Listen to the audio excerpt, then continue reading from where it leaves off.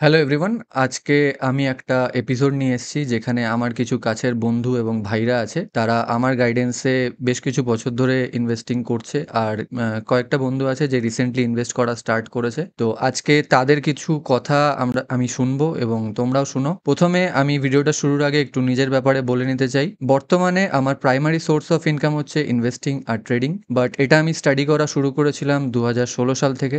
But 2018-তে আমি চাকরি ছেড়ে আমি গভর্নমেন্ট সার্ভিসে জব করতাম। তো সেটা ছেড়ে 2018 থেকে ফুল টাইম ট্রেডিং করা স্টার্ট করেছিলাম। অ্যান্ড এখন বর্তমানে আমি সেটা নিয়েই ফুল টাইম কন্টিনিউ করছি। আমার এই চাকরি ছাড়ার একটা ইন্টেনশন ছিল যে নিজের ইচ্ছে মতো নিজের সময়টা যাতে কাটাতে পারি আর নিজের যেটা ইচ্ছা সেটা যেন করতে পারি। আর এই টাইমগুলোতে আমাকে কাছের থেকে যারা দেখেছিল তারাই আজকে এই এপিসোডটাতে থাকবে। তারা হচ্ছে, আমি আগেই বললাম যে আমার কাছের বন্ধু আর কাছের একটা ভাইও আছে। তারাও তাদের কথা আজকে শেয়ার করবে। আমার সাথে আজকে আছে হচ্ছে ঋষি, সন্দীপ, সাহেব, অর্ঘ্য। সবাই একটু হ্যালো করে দে একে একে। ঋষির থেকে শুরু হোক। Hello. Hi everyone. Hello everyone. Arghya. Hello everyone. Sandeep. I can hear you. Okay, fine. আচ্ছা, তোদেরকে আমার একটা কোশ্চেন আছে, প্রত্যেকের জন্যই থাকবে। সন্দীপ মিউট কর। প্রত্যেকের জন্যই থাকবে। প্রথমে ঋষির থেকে স্টার্ট করছি। ঋষি, একটু তুমি নিজের ব্যাপারে বলো, কি প্রফেশনে আছো, কেন ইনভেস্টিং স্টার্ট করলে একটু যদি বলো। আচ্ছা, হ্যালো সকলে, তোমরা জানতে পেরেছো আমার নাম ঋষি। আমার সাথে ডাকলাম, ভালো নাম পৃথ্বীরাজ চৌধুরী। আমি একটা আইটি মার্চেন্ট কোম্পানিতে কর্মকর্তা অ্যাজ এ টেকনিক্যাল লিড।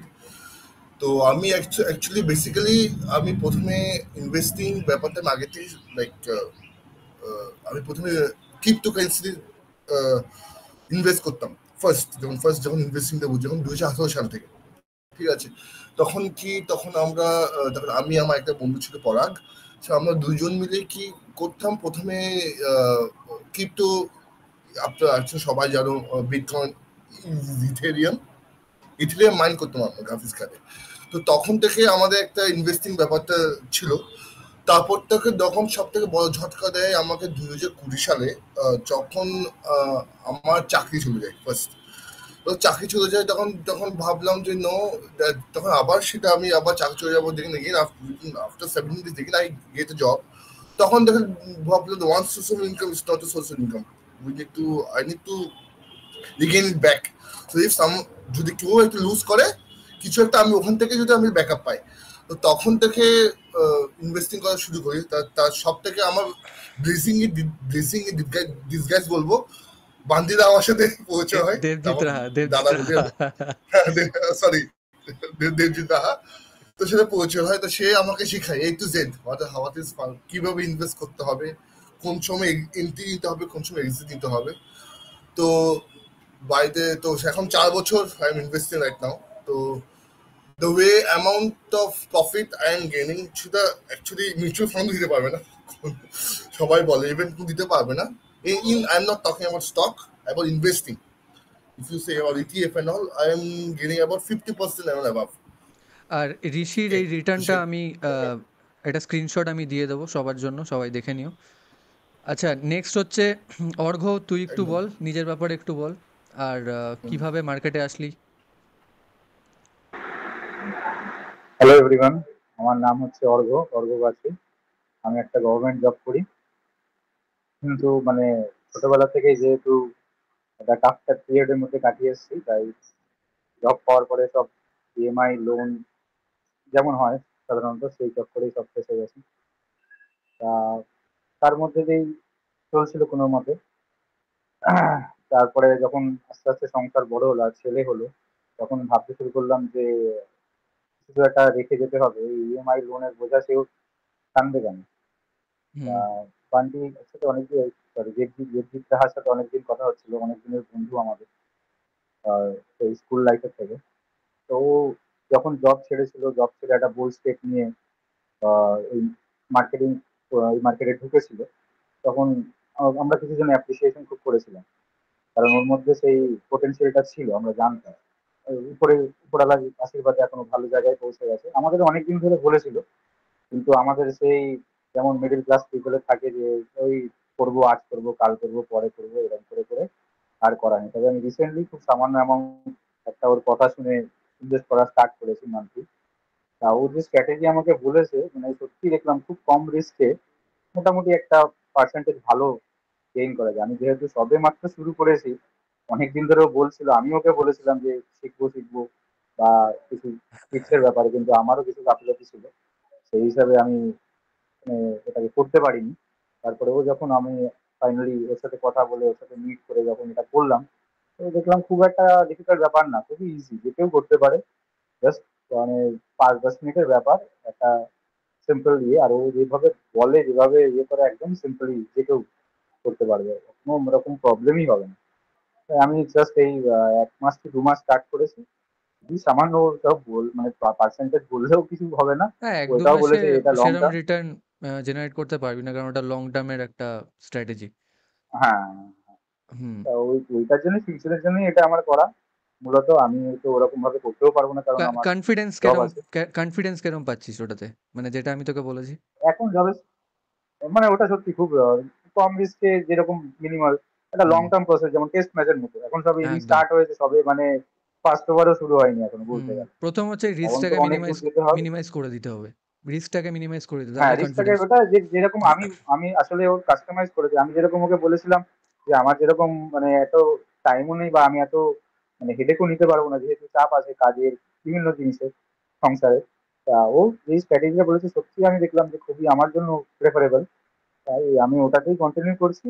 আর পরে যদি আবার কথা হয় আপনাদের সাথে, তাহলে অবশ্যই জানাবো যে আমি কোন পজিশনে দাঁড়াবো। একদম, একদম। থ্যাংক তুই তো রিটার্নটা জানাস, সেটা অপেক্ষায় থাকবো। ভালো লাগলো অর্ক। সন্দীপ, তুই কি অন হতে পারবি? হ্যালো সন্দীপ? হ্যাঁ বল। হ্যাঁ, সন্দীপ, তুই একটু নিজের ব্যাপারে বল। বর্তমানে কি করছিস? আর শেয়ার মার্কেটে কিভাবে আসলি? তোর এক্সপেরিয়েন্সটা একটু শেয়ার কর। আমি একটু পরে বললে হয় নাকি? ঠিক আছে, ঠিক আছে, ঠিক আছে। তুই মিউট কর। আচ্ছা, এবার সাহেব, তুই বল যে তুই কিভাবে মার্কেটে আসলি? তুই বর্তমানে কি করছিস? যা আছে ন্যাচারালি তুই সেটা শেয়ার কর। নমস্কার বন্ধুরা, আমি শুভঙ্কর দাস। আমি একজন পেশায় অটো ড্রাইভার। তো আহ, দেবজিৎ রাহা আমার বন্ধু হয়, অ্যাজ এ টিউশন ফ্রেন্ড। তো কত পুরনো আমরা বন্ধু সেটা খুব বল। ভালোই বন্ধু। তো পাশাপাশি আমরা একসঙ্গে পড়াশোনাও করেছি টুকটাক। সেই জায়গায় দাঁড়িয়ে লকডাউনের পরে পরে আমার কাজ বাজে সেরকম অবস্থা ছিল না। আমি ওকে বলেছিলাম যে এই কাজের পাশাপাশি যদি কিছু করা যায়। এই মুহূর্তে তো কাজ বাজে সেরকম নেই। তো ও তখন অ্যাপ্রোচ করলো, আমাকে বললো যে তুই ইনভেস্ট দেখতে পারিস, ইনভেস্টিং। তো আমি বললাম, "স্যার, আমি তো এগুলো কিছুই জানি না।" এগুলো শেখার কোনো ব্যাপার নেই, আমি তো কিছু কিছু জিনিস দেখাচ্ছি।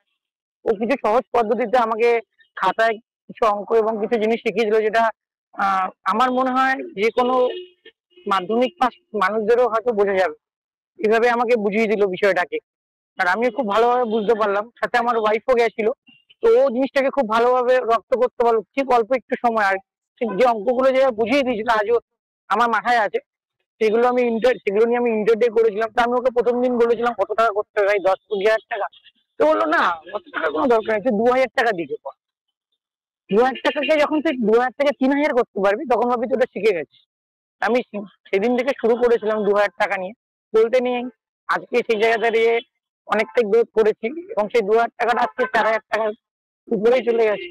এবং সেটা যদি ও না বলতো, হয়তো তার বেসিক অ্যাকাউন্ট থেকে শুরু করে হয়তো আজকে লসেই যেতাম। তো সেটা আমার কাছে একটা খুব মানে বড় বিষয় যে আমিও পেরেছি। হয়তো পরবর্তীকালে আরো কিছু শিখবো, এখনো অনেক কিছু শেখার যখন দাঁড়িয়ে। আজও কিছুদিন আগে যখন আমার কাছে এসেছিল আমার বাড়িতে, সেদিনও আমাকে বলেছে যে এইভাবে এইভাবে কর, আরো কিছু বেটার কিছু হবে। একদম, একদম। এটাই আমার সবথেকে বড় experience. Thank you so much. Sandeep, তুই তুই এবার একটু বল নিজের ব্যাপারে। হ্যালো সন্দীপ? এটাকে কি পরে করে অ্যাড করে দিতে পারবি? তাহলে একটু পরে কথা বলতাম। তুই একটু বাইরে জানা, তাহলে কি করা যায় বলতো? মেডিকেল এমার্জেন্সি থাকলে করে অ্যাড করে নি পরে ওরটা ঠিক কথা আছে, বলে সন্দীপের মেডিকেল এমার্জেন্সি একটা চলে এসছে বলে ও কিছু শেয়ার করতে পারছে না, বাট ওর রেকর্ডিংটা আমি পরে অ্যাড করে দেবো। বাট সবাই জয়েন করেছিস আমার, সন্দীপ মিউট কর। সবাই জয়েন করেছিস, আমার খুব হেল্প হলো এটাতে, এবং থ্যাংক ইউ অল। আর ইন ফিউচার তোরা কি কি করছিস আমাকে একটু জানাস, তাহলে আমি সেটা পাবলিকলি শেয়ার করতে পারবো। যদি তোরা চাস তাহলে সেটা শেয়ার করব, যাতে লোকে মোটিভেটেড হয়, যাতে শেয়ার মার্কেটটাকে ভয়ের চোখে না দেখে। কারণ আলটিমেটলি ব্যাংকে রাখুক টাকা আর যেখানেই রাখুক, টাকাটা মার্কেটেই ঢুকবে। আর সেটা আমরা যদি জেনে করি, আমরা হয়তো অ্যাটলিস্ট এফডির থেকে বেশি রিটার্ন জেনারেট করতে পারবো, যেটা ইনফ্লেশনকে বিট করতে পারবে আই থিঙ্ক। আর যারাই আমার থেকে শুনে ইনভেস্ট করেছিস, তারা তো জানিস কি মোটিভেশন পাচ্ছিস এখন, কি মানে কীরকম টাইপের একটা মাথার সাইকোলজি ডেভেলপ হয়ে গেছে, যেটা একটা ফিয়ারলেস টাইপের, যে ওইটা থাকলে পরে তোদের কনফিডেন্সে কখনো প্রবলেম হবে না আই গেস। আর যদি কোনো দিন কারোর ইনভেস্টমেন্ট ডোবে, তাহলে ভাববি যে কান্ট্রিতে এমন কিছু একটা হয়েছে যেটা কারোর কন্ট্রোলে নেই। তাছাড়া ইনভেস্টমেন্ট যেটা থাকবে সেটা অলওয়েজ প্রফিটেবলই থাকবে। এখন যদি কান্ট্রিটা যদি সেম পাশে আমাদের পাশের কান্ট্রি মনে অবস্থা হয়, তখন শুধু ডুববে, না এমনি ডুববে না। হ্যাঁ, ঠিক আছে। তো এটা খুবই ভাল লাগলো তোরা সবাই জয়েন করেছিস। Thank you all again. আর আজকে এখানেই শেষ করছি। তোমরা সবার মুখেই শুনলে যে ওদের কি এক্সপিরিয়েন্স আছে। এরকম যদি ভিডিও দেখতে চাও, আমি আবার একটা এরকম এপিসোড নিয়ে আসবো। তাহলে আজকে এখানেই শেষ করছি। সবাই ভালো থেকো, সুস্থ থেকো।